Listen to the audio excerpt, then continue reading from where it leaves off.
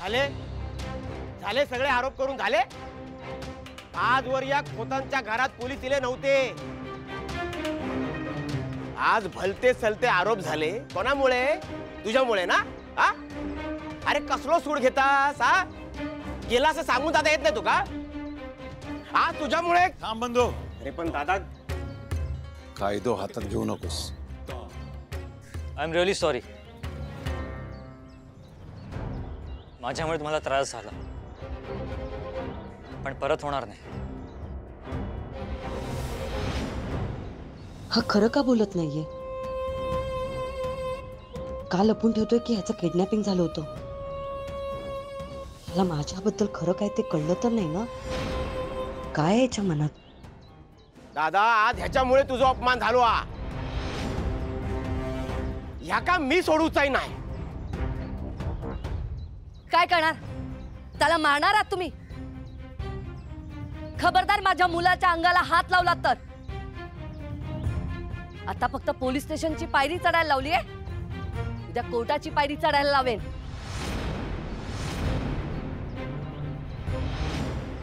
शाबास, मला वाटलंच होतं। आधी पोलीस झाले, आता कोर्टाची धमकी।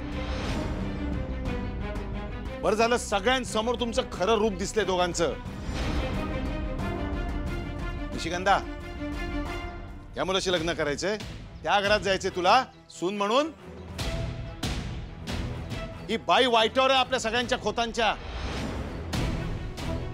आपलं वाईट व्हावं म्हणून ती वाटेल त्या थराला जाऊ शकते।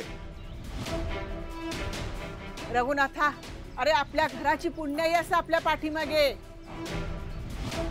देव सगळा बघता हा। ह्या काय आता टिकणारा नाही हा। तू माझ्या मुलीवर प्रेम करतोस असं म्हणतोस ना? पण बघ स्वतःकडे किती बेजबाबदार आहेस ते। बरं झालं वेळीच तुझा मूर्खपणा, तुझं खरं रूप, तुझा बेजबाबदारपणा सगळ्यांसमोर आलाय। शिगंधा, तू या असल्या मुलाशी लग्न करणार आहेस ज्याच्यामुळे तुझा बाप अपमानित झाला? या नांदिवली गावामध्ये रघुनाथ खोताच्या डोळ्याला डोळा लावून बोलायची कोणाची हिंमत नव्हती, पण ह्याच्यामुळे, ह्याच्या आईमुळे मला पोलीस स्टेशनला जावं लागलं। बंधूला पोलीस स्टेशनला जावं लागलं। आजपर्यंत मी सरकारी कचेरीत गेलो ते लोकांच्या अडचणी, लोकांचे प्रश्न सोडवायला, आणि या दोघांमुळे माथ्यावरती आरोप लावून गेलो। या असल्या मुलाशी लग्न करणार आहेस तू? चल निघ, जा तुझ्या घरात राहा समोरच्या। आम्हालाही काही इन्सल्ट करून घेण्याची हौस नाहीये। नीरज, तू चल, मी आता तुला इथे ठेवणार नाहीये। नीरज, तुम्हारी माँ सही कह रही है, ये सही समय नहीं है, तुम प्लीज घर चलो। यांच्याकडनं शिक, वडील तुझे समजूतदार आहेत, तसं वागायला शिक। चल निघ, चल। I am sorry. Neeraj, mom please तू मध्ये नको बोलूस, मला बोलू दे। आणि तू जा इथून प्लीज, हात जोडतो मी। अरे पण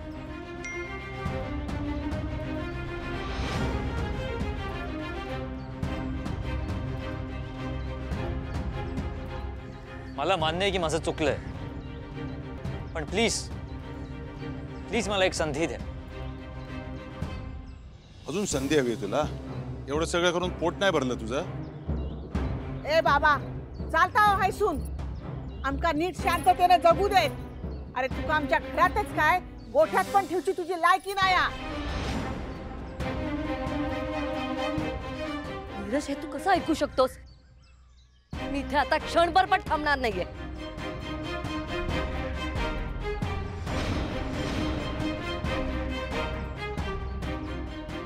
मेघना, मेघना जरा बात तो सुनो।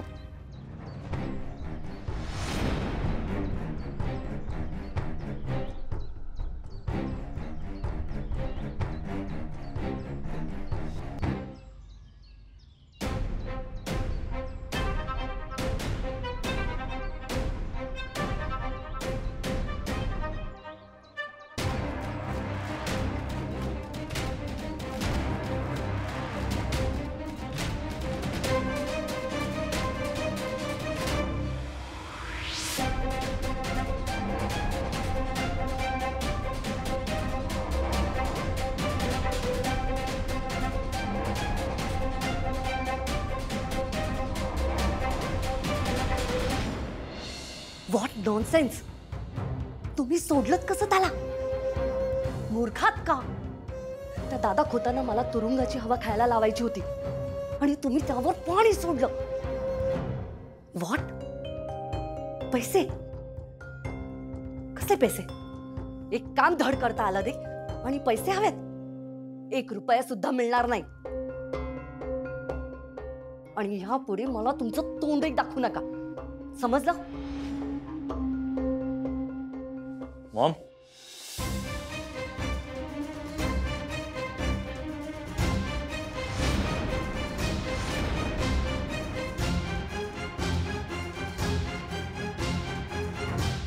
कोणाला म्हणत होतीस की तोंड दाखवू नका?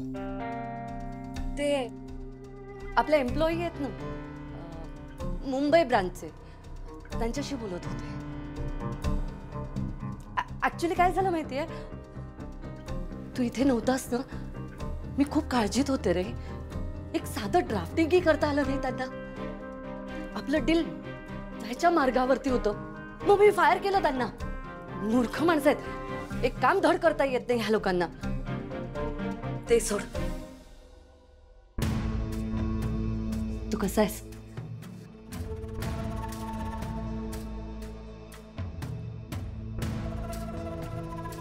नीरज, असं करत जाऊ नकोस रे. जीवाला घोर लागतो. किती टेन्शन येतं माहितीये. नको नको ते विचार येतात मनात. पण तू आलास ना, खरंच खूप बरं वाटलं. नीरज, जान ही निकाल दी थी तूने हमारी. But it's great to see you back. पर सच कहूं तो एक डाउट है मेरे मन में. तुम बाहर जो कह रहे थे, क्या वो सच है? आप ऐसा क्यों कह रहे हैं? क्योंकि मैं अपने नीरज को अच्छी तरह से जानता हूँ. वो ऐसे बिना बताए कहीं जा ही नहीं सकता. डैड, जो हुआ मैंने वही बताया. आई एक्सेप्ट कि मुझसे गलती हो गई थी. मैं बिना बताए अपने फ्रेंड की हेल्प करने चला गया था. हा खरं का बोलत नाहीये? ह्याला माझ्याबद्दल खरं काय ते कळलं तर नाही ना?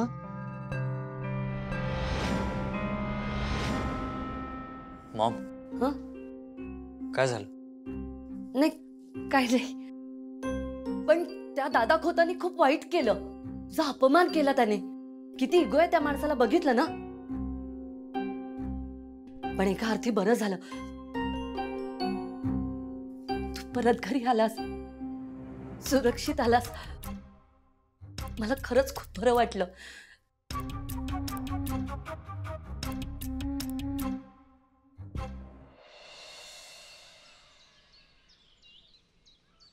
देवळात जाऊन येऊया.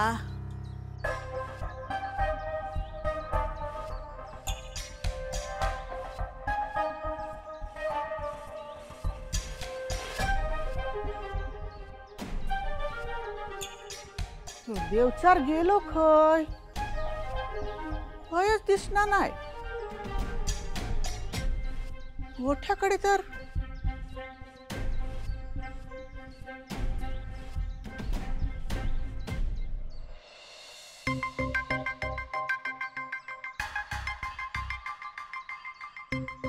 अरे, यो हैसर पण दिसना नाही. ब्यात गेली म्हणायची एकदाची. ग लाली, रे बंधू, रघुनाथा, लाली, गो लाली, बंधू. अरे रघुनाथा, अरे काय काय काय झालं? काय कशा कारणतोस इतकी? अगो, माझो पाय धड असतो ना तर उड्योच मारला असतोय मी.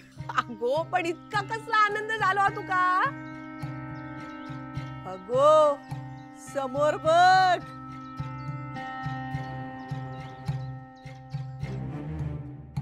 समोर तो कोणच नाही. त्याच म्हणतोय मी. तो गेलो, पळालो. आपल्या पाठीमागची ब्यात गेली. त्या अवदसेचो लेक आपला घर सोडून पळान गेलो. म्हणजे नीरज? तोच तो पळालो. आहे, मी काय म्हणते, आता खरं तर ना सगळ्यांना साखर वाटू हवी आहे ना दादा?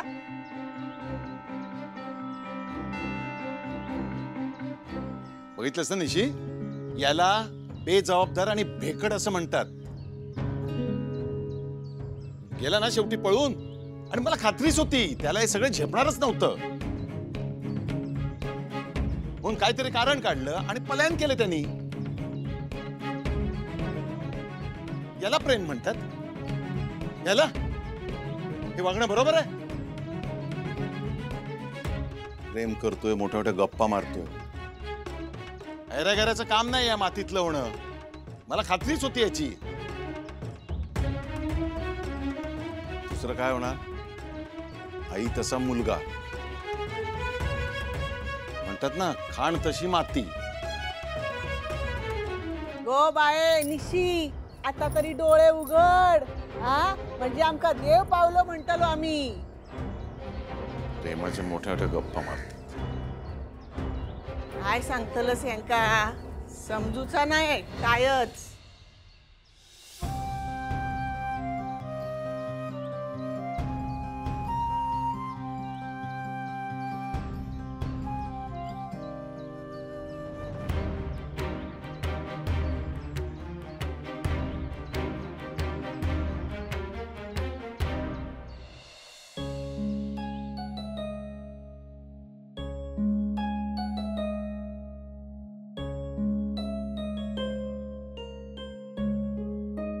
निशी प्लीज, तू टेन्शन घेऊ नको ना.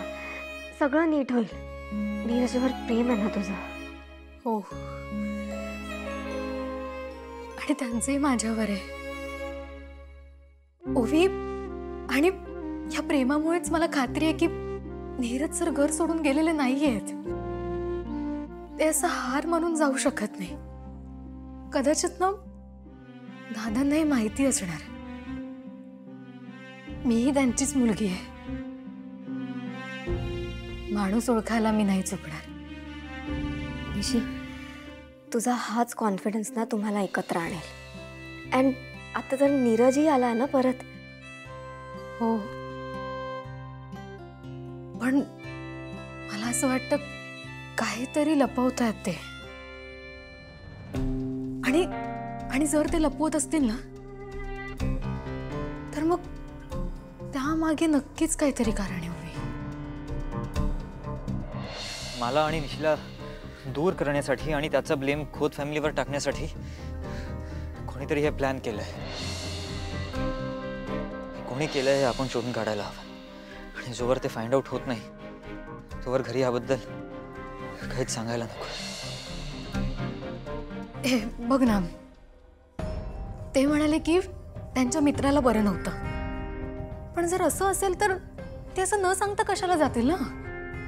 हे बघ, आमची भेट नाही झाली मान्य आहे, पण त्यांनी काहीतरी निरोप माझ्याकडे दिला असता. ओवी, जे माझ्यासाठी एवढा सगळा त्रास सहन करतायत ते असे बेजबाबदारपणे वागणार नाहीत. ओवी सर सांगत नसले ना तरी ते नक्कीच कुठल्या तरी संकटात सापडले होते. तुला हे पटतं ना? हो, म्हणजे पॉसिबल आहे. पण निशी, आपण शुअर नाही आहेत तोपर्यंत आपण काही बोलू नाही शकत ना. अँड ऑल्सो मला कसं माहित असेल ना सगळं? हो, पण माझी खात्री आहे काहीतरी घडलंय. नक्की काहीतरी घडलंय.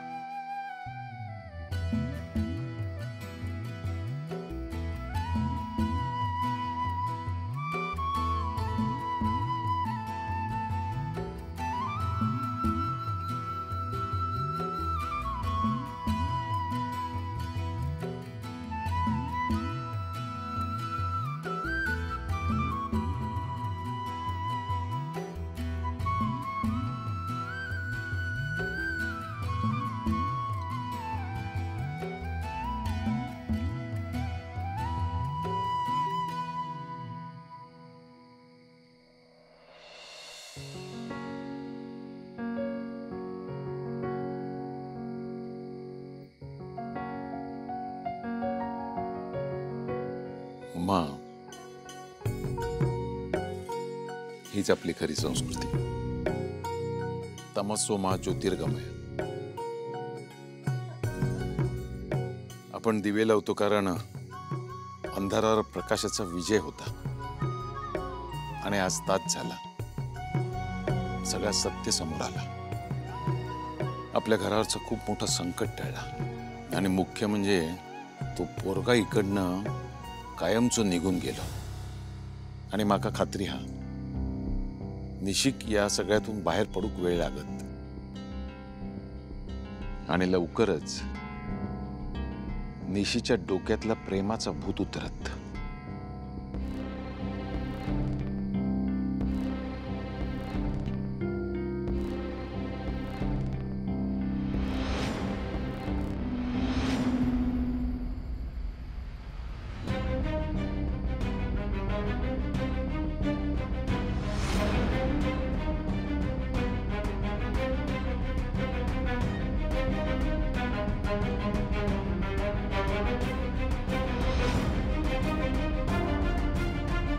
तू तू तर गेलो असेल असं वाटलं ना तुम्हाला?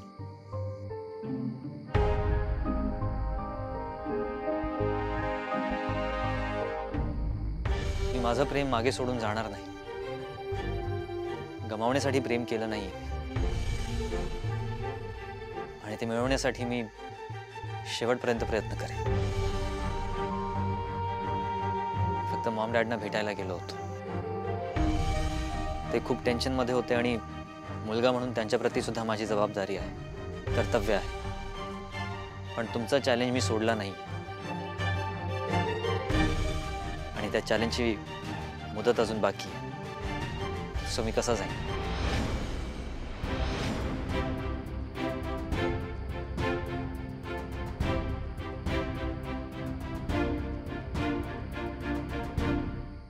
नीरज सर,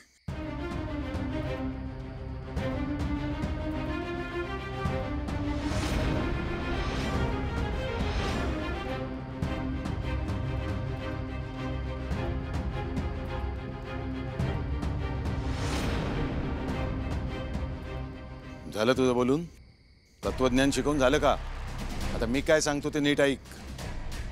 तुझ्यामुळे खोतांची जेवढी शोभा व्हायची होती ना ती झाली. आता तू काही कर. आता तर मी आयुष्यात तुझा स्वीकार करणार नाही. विषय संपलो.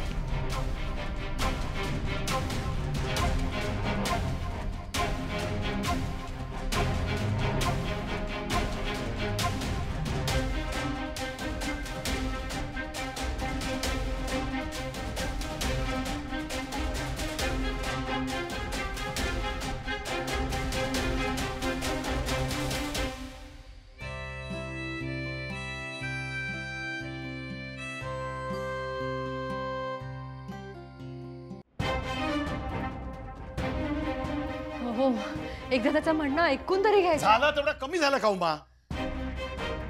एवढा सगळा झाला तरी परत आपल्या दारात इलोच ना तो पोरगो. गेला होता ना आपल्या मित्राकडे. कोणाला न सांगता गेल्याने घरच्यांका सगळ्यांना त्रास किती झाला याची त्याला कल्पना आली. माका वाटतं त्याने जर सांगितलं ना तसं काय नाही. तसं काय नाही म्हणजे? माफ करा पण माका वाटतं तर नक्कीच काहीतरी लपवता. तर बस झाला ना, बस झाला उमा. एवढा सगळा झाला तर त्याचीच बाजू घेतास. एक लक्षात ठेवा, यापुढे माझा मन आणि त्याच्याबद्दलचं माझा मत अजिबात बदलणार नाही. सांगून ठेवताय. तो पोरगा आता घरातच काय गावात पण राहता कामा नाही. तो गेलाच पाहिजे.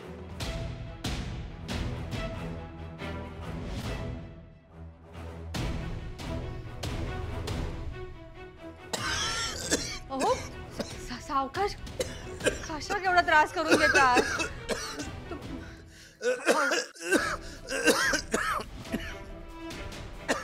त्रास समोर असला की त्रास होणारच ना.